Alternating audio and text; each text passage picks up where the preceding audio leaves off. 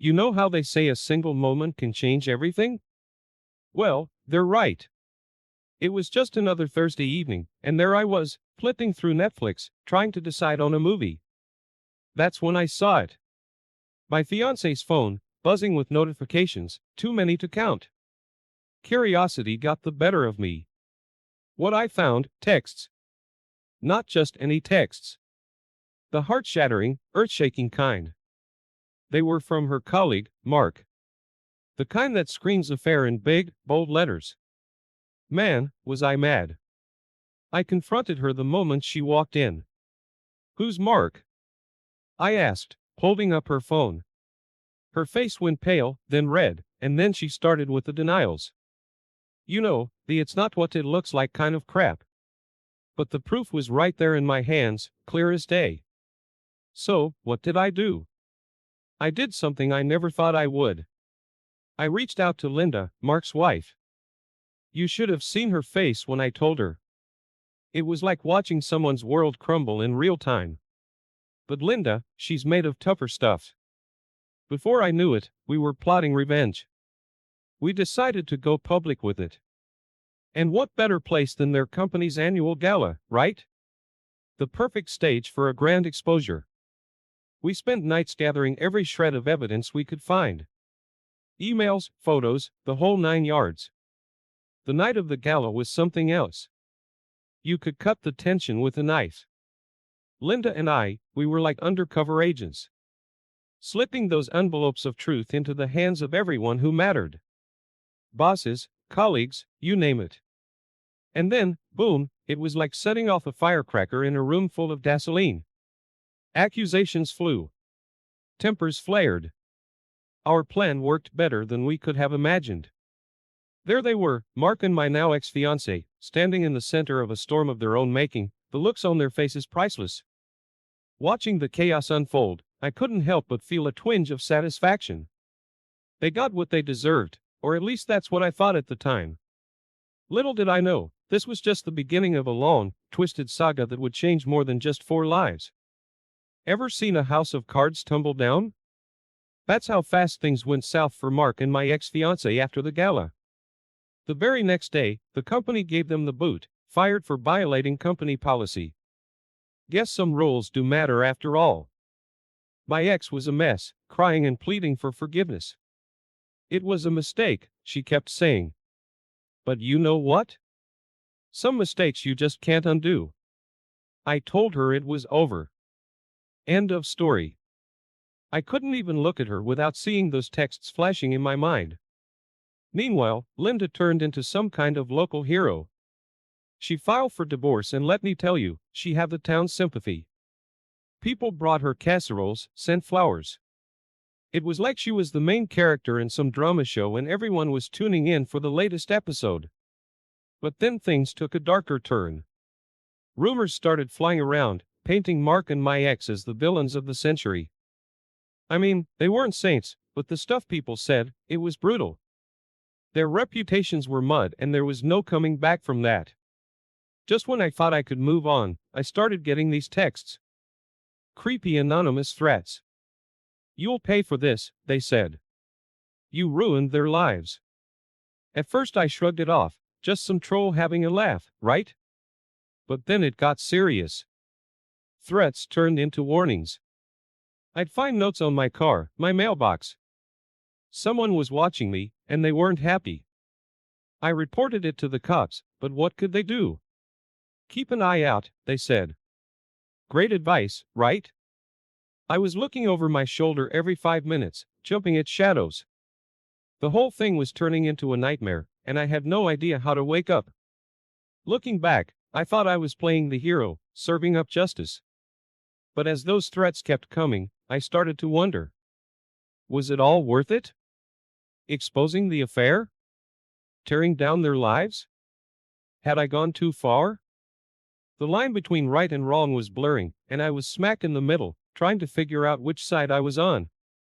It's one thing to get creepy texts, but when you walk out to your car and find all 4 tires slashed, that's when you know things have gone off the deep end.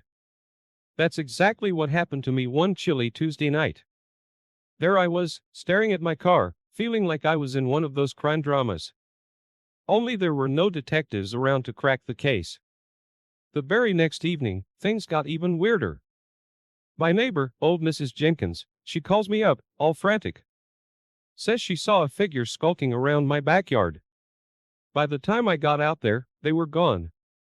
Just the rustling of the trees and the distant bark of a dog. Creepy, right? So I did what any sane person would do. Linda and I went to the police. But let's be honest, without any solid proof, it was just our word against the shadow. The officers were sympathetic, but you could tell they thought we were just caught up in some post-affair drama. Frustrated and feeling a bit paranoid, I decided to take matters into my own hands. I installed security cameras all around my house. If someone was messing with me, I was going to catch them red-handed. And would you believe it, not even a week later, those cameras paid off. I was checking the footage one night, and there it was. The silhouette of a woman, lurking just beyond the reach of the porch light. It sent chills down my spine. Who was she? What did she want? That's when Linda called me, voice shaking. She'd been followed too, she said. Some car had been tailing her all the way home from work. Now this was getting serious. Whoever was behind this, they weren't just some prankster. They were organized, determined. The question kept gnawing at me. Who was this person? A friend of my ex, out for revenge? A crazed fan of Linda's newfound fame? Or someone else entirely? I lay awake at night, running through every possibility. But the answer seemed as elusive as the mysterious figure on my security footage. Every creak of the house, every rustle outside my window, it all made me jump. I was living on the edge, and not in a good way. The peace and quiet of my life before all this felt like a distant dream. Now, it was all about looking over my shoulder, wondering when the next strike would come. Just when you think you've got it all figured out, life throws a curveball. That's how I felt when a brick came crashing through my window one night, a note tied around it with words that'd make your skin crawl. You'll regret this, it read. And for the first time, I seriously considered the possibility that my ex-fiancé might be the one orchestrating this whole nightmare. Enough was enough, I had to face this head-on. So I did something I swore I wouldn't. I went to confront her at her new place. Knocking on her door, my heart was racing, hands clenched into fists. When she opened the door, the look of shock on her face was almost convincing. I laid it all out. The slashed tires, the lurking figure, the brick through my window. But she just stood there, shaking her head, denying everything. And then she hit me with a bombshell. She claimed she was being harassed, too. Phone calls, strange cars following me, she said. I saw the fear in her eyes, and for a moment, I doubted if she was really behind all this. But before I could process that, my phone buzzed. It was Linda, and she was in a state of full-blown panic. Someone broke into my house, she cried out. I raced over there, my mind a whirlwind of thoughts. What if it wasn't my ex? What if we were all targets in some twisted game? Arriving at Linda's, the scene was chaos. Her living room was a mess, glass shattered, belongings tossed around like a tornado had swept through. As we were sifting through the wreckage, trying to make sense of it, Linda stumbled upon something. A photo of Mark with some woman we'd never seen before. It was old, worn at the edges, but unmistakably Mark, arm around a mysterious stranger. That photo, it was like a piece in a puzzle we didn't even know we were putting together. Who was this woman? How did she fit into all this madness?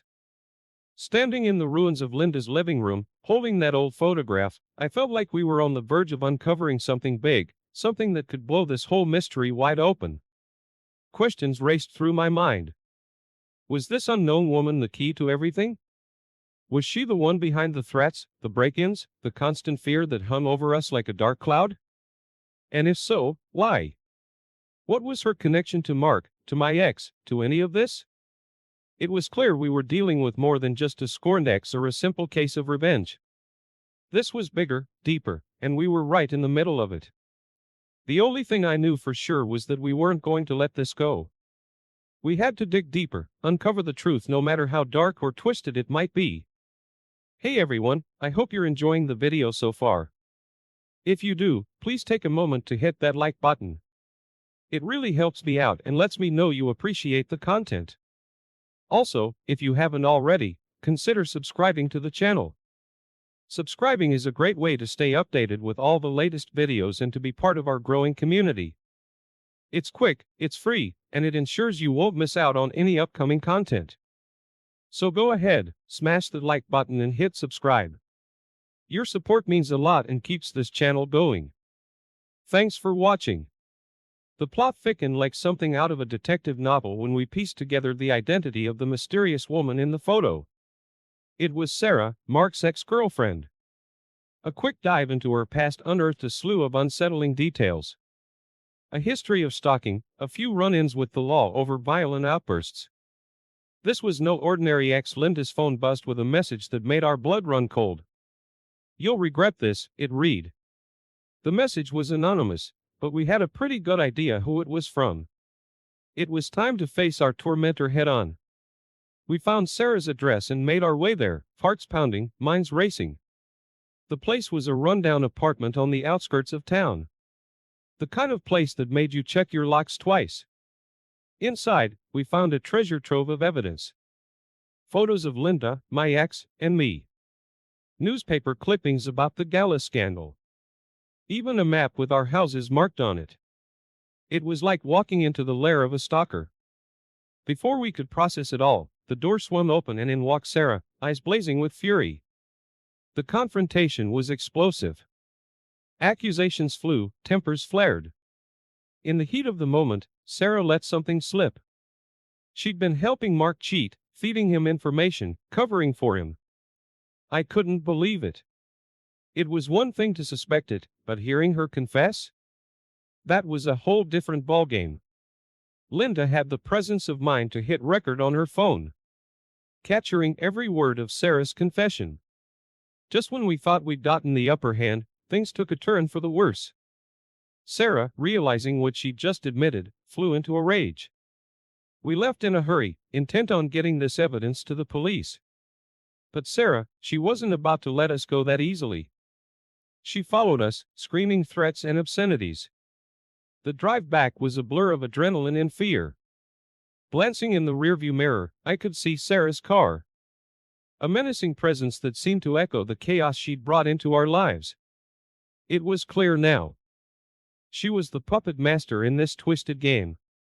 Pulling the strings, watching us dance to her tune. As we sped towards the police station, I couldn't help but think about how far things had spiraled out of control. What started as a quest for revenge had turned into a nightmare. And now, with Sarah hot on our heels, it felt like we were racing against time itself. The streets were a blur as we navigated the twists and turns. All the while, Sarah's car looming in the background. Every turn we took, she was right there. It was like being in a high-speed chase straight out of a movie, only this was real life. And the stakes were higher than any Hollywood script. That chapter of my life, it was like being stuck in a whirlwind of anger, fear, and danger.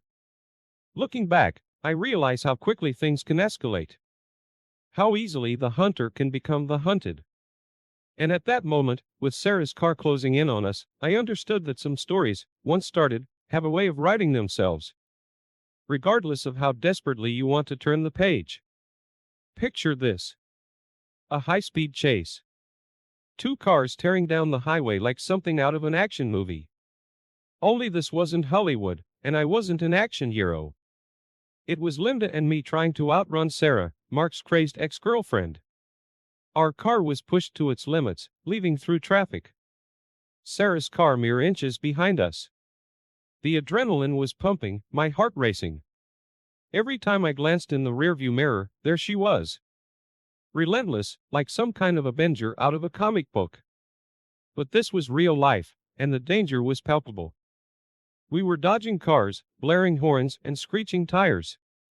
I kept thinking, this can't be happening. This only happens in the movies. Then it happened. In a split second that felt like an eternity, Sarah lost control.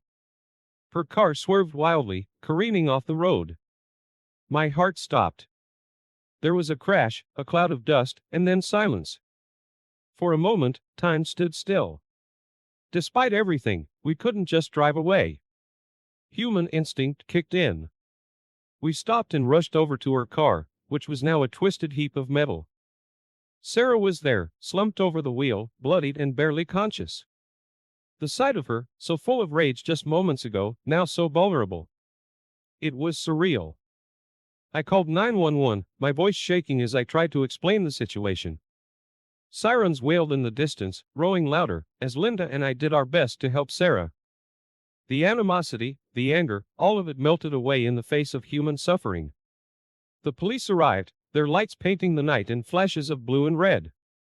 They took over, carefully pulling Sarah out of the wreckage. As the ambulance doors closed, taking her to the hospital, I felt a weight lift and yet, a new one settle. It was over, but at what cost? The news of the crash spread like wildfire. Headlines screamed about the high-speed chase, Sarah's crash, her role in the whole sordid affair. Our private drama was now public spectacle, fodder for the masses. My phone was blowing up with calls from friends, family, even reporters looking for the inside scoop. Standing there, watching the last of the emergency vehicles drive away, it hit me. This wasn't a victory. There was no triumph in seeing Sarah, a woman consumed by jealousy and anger, now lying in a hospital bed. It was a stark reminder of how quickly things can spiral out of control. How lives can be changed, or even ruined, in the blink of an eye. As I drove home that night, the roads empty and the night quiet, I reflected on everything that had happened. The chase, the crash, Sarah's fall, it was like a chapter out of a thriller novel. Only it was my life. Linda's life. And as the city lights blurred past, I couldn't help but wonder what the next chapter held, hoping for a return to normalcy, yet knowing that after tonight, nothing would ever be the same again. Imagine waking up one day to find that your personal life has become the town's latest gossip. That's what happened to my ex-fiancé and Mark. After the whole chase incident with Sarah, they were back in the spotlight, and not in a good way. Everywhere they went, whispers followed. It was like watching two pariahs navigating a world that no longer wanted them. Then out of the blue, Mark reached out to Linda. Talk about audacity, right? He was trying to patch things up, maybe find some solace in the wreckage he'd caused. But Linda, she's made of sterner stuff. She shut him down without a second thought. There's no going back, she told him. It was a door slamming shut once and for all. In the midst of all this, I received something unexpected. A letter from my ex-fiancée. Her words were like echoes from a past life, full of regret and apologies. I never meant for any of this to happen, she wrote. I wish I could take it all back. Reading her words, I felt a mix of emotions. Anger, pity, a tinge of sadness. It was closure in a way, but not the kind you celebrate. Then came the call from a local news channel. They wanted to do an interview with Linda and me, a deep dive into the whole sordid affair. At first, I was hesitant. Dragging our story into the limelight felt like ripping off a bandage. But Linda convinced me. It's our chance to set the record straight, she said. So there we were, sitting across from the interviewer, cameras rolling, lights glaring. The questions came at us, probing, sometimes uncomfortable.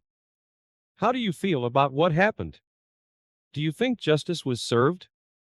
We answered as honestly as we could, reliving each moment, each decision. It was cathartic in a way, laying it all out there, raw and unfiltered. The interview aired and suddenly we were more than just names in a scandal. We were real people who'd been dragged through a nightmare. The public's reaction was mixed. Some sympathized, others judged. But one thing was clear. Our story had struck a chord. As I reflect on it all, it's surreal how life can take such unexpected turns. A series of decisions, a web of lies, and suddenly you're in the center of a storm that's bigger than you ever imagined. My ex-fiancé and Mark, in their quest for whatever it was they were seeking, lost everything. Their reputations, their peace, their place in a world they once knew. The interview ended, and Linda and I walked out into the cool evening air. It felt like stepping out of a time capsule, leaving behind a chapter that was finally, mercifully closed. But the echoes of what happened, they lingered. They reminded us of the fragility of trust, the weight of decisions, and the unpredictable path of life's journey. Driving home, the city lights blurred into streaks of color, a kaleidoscope of the past few months. It was over. But the lessons learned, the scars earned, they were a part of us now. And as the night enveloped the city, I realized that sometimes, the end of one story is just the beginning of another. Have you ever watched a small flame turn into a wildfire? That's what happened when our story hit the internet. It went viral, spreading faster than we could have ever imagined. Suddenly, Linda and I were more than just the victims in a scandal. We were characters in a story that had captivated the public. Everyone had an opinion, some were on our side, others condemned us, and many just watched, eager for the next twist in the tale. As the story spread, Linda and I found ourselves in the eye of the storm. We read comments, watched reactions, and with each passing day, the reality of what we had set in motion became clearer. It wasn't just about exposing infidelity or seeking justice anymore. It was bigger, messier, a tangle of actions and consequences that had spiraled far beyond our control. One evening, as we sat in Linda's living room, the TV playing news clips about our story in the background, we talked. Really talked. We reflected on everything that had happened. The affair, the revenge, the chaos that followed. It was a heavy conversation, filled with what-ifs and if-onlys. We wondered if it was worth it, all the pain and turmoil we had caused. Then came the news about Sarah. The crash had left her with lifelong disabilities. Hearing that, it felt like a punch in the gut. Sure, she had caused us untold stress and fear, but this? This was a tragedy on a whole different level.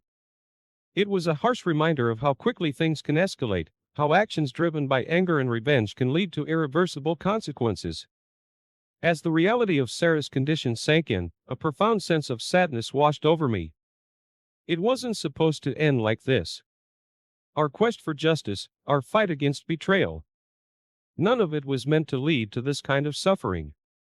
The weight of our actions, the chain of events we had set in motion. It all came crashing down on us. The story's viral spread continued, but now with a new angle.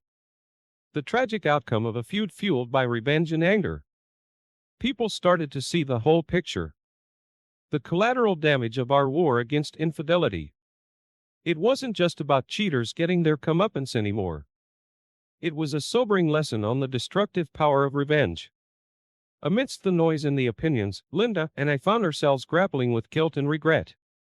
We had wanted justice, to make Mark and my ex-fiancé pay for their betrayal. But the cost, the damage caused, it was more than we had ever intended. It was a bittersweet victory, tainted by the realization that nobody really won in this game. The final chapter of our story was a somber one. Everyone involved had lost something valuable. Relationships, reputations, and in Sarah's case, much more. It was a painful lesson learned. A stark reminder of how the quest for revenge can lead to consequences far greater than anticipated. As the public moved on to the next viral story, Linda and I were left to pick up the pieces to find a way to move forward from the chaos we had helped create. Driving home that night, the streets quiet and the sky dark, I pondered the twists and turns of the past few months. The affair, the revenge, the fallout. It was a story that had started with betrayal and ended with loss. A reminder that in the pursuit of justice,